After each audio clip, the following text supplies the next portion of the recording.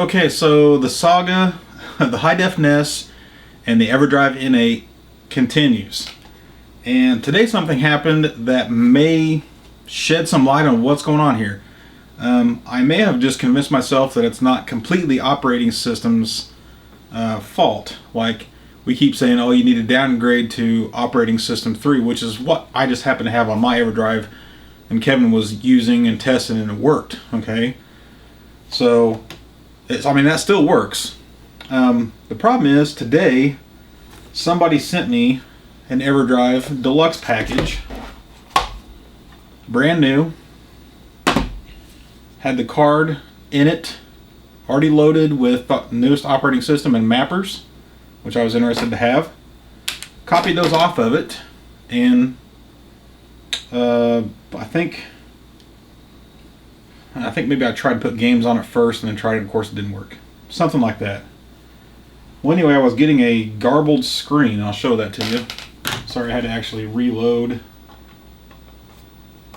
the SD card with what it originally came with.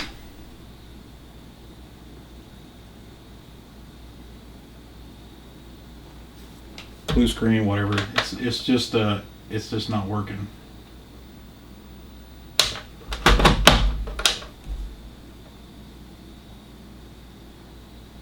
I was getting garbled text, I thought. Let's try it on my old Everdrive with the new SD card.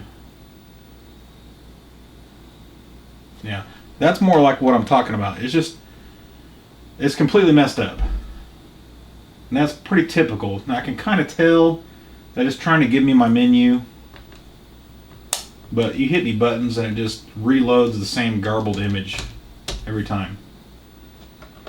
And just to be clear, this is my old SD card,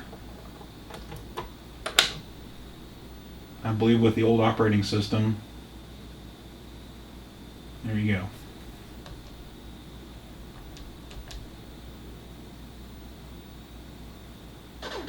Okay, so the fun began when I started realizing that there's some new mappers out that aren't on my old SD card. Like just the other day I put Lagrange point VRC7 onto this one and it worked. So I thought, well, there's got to be some other new ones that I should put on this and get it to work, right? Well, I did, and it screwed it up, and I got the exact same garbled screen. Okay, so I thought, well, it's got to be operating system related or something, but I was already running the old operating system with new mappers. Okay, so I put the old mappers back on, and it worked again. I'm like, now what? So then I went through, took me forever, and I started swapping out the old ones with the new ones one by one. Okay, and I have a list, and it was I think 001 made Double Dragon quit. Now I don't know what file corresponds to what mapper, so it could be I still have an issue, and the last one, the very last file, I think it's 255. I put that one on there and I get the garbled again. Everything else worked fine. Double Dragon started just like I showed. I just happened to go to that one. I wasn't trying different mappers. So that still might be some kind of issue there, but I couldn't find any kind of a chart that says what files enabled what mappers. You know, and I kept getting the same info when you go and I think you hit select or start something at the main menu, and it shows you mapper info, and it says like 106 mappers are compatible or whatever. I think it showed that with both. Maybe that could be some other file showing that.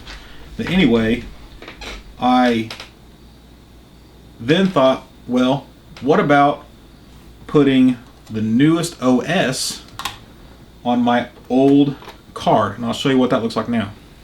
Okay, I verified it was the old OS file from like, I think it was April of 2013, I think. And now I have the one that came off of this, and I actually get a screen. Now I think I was actually able to get it to start the menu once too. Yeah, there you go. Okay, the problem is nothing seems to work.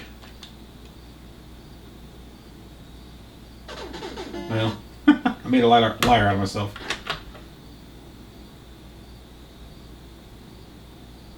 And yes, we still have a giant issue with reset.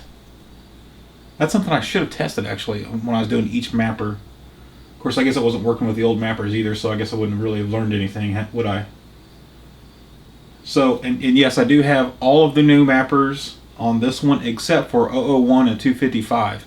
Those are still the old ones. So I guess I need to find some, let's see, I wonder if Lagrange point still works. I believe that was file 85. There you go.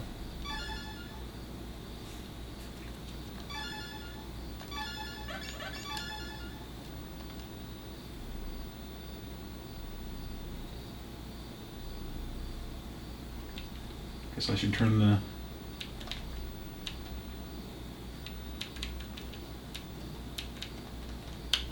I can't read the controller. Trying to turn the, there it is. Damn it.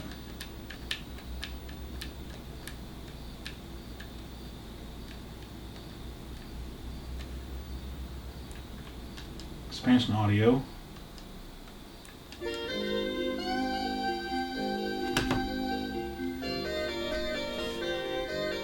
So I guess at this point we'd be trying to test all the different mappers.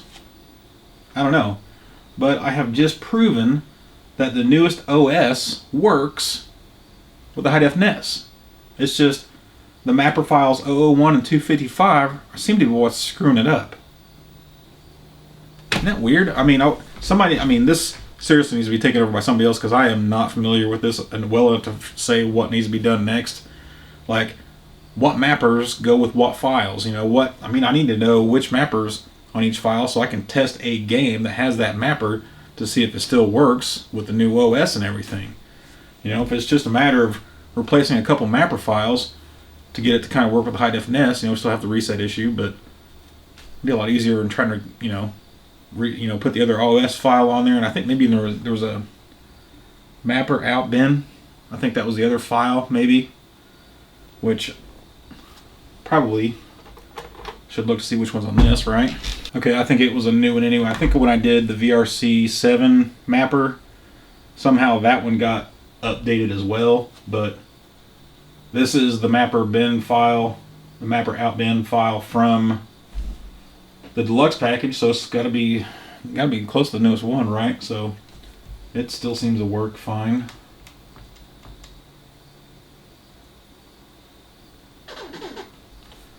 Still kind of worried about those occasional errors, but last two times I've just popped out the SD card, popped it right back in, and it was fine.